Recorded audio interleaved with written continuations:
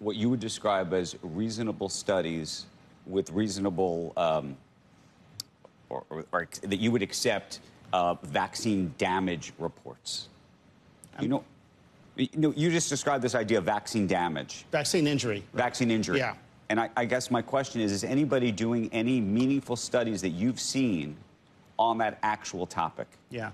So the HHS and the NIH are starting to look at that because hundreds of thousands of Americans have described vaccine injury.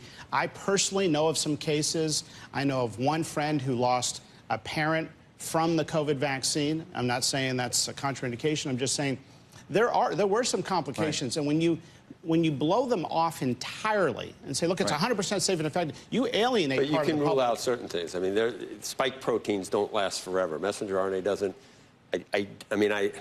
Can we say definitively it isn't reverse transcribed into your genome? It doesn't last. The half-life is very quick. It's not around for a long time. These spike proteins, can't we do a study to rule out some of the conspiracy theories about it? Yeah, and I think the bigger question is, what is the clinical outcome? You can find trace amounts of things of almost anything. Newborn today will have almost 200 synthetic molecules in their umbilical cord, right? These are from the environment. They call them forever molecules. And by the way, we're very interested in environmental health and chemicals and the food supply. It's a big priority in this administration.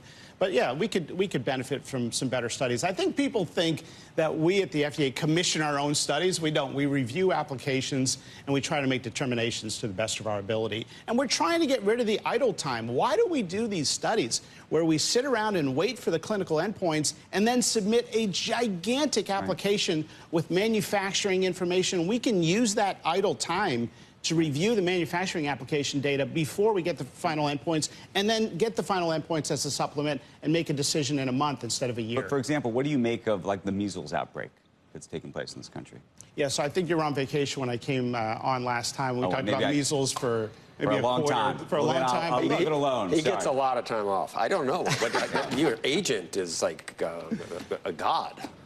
The best way to prevent measles is through vaccination.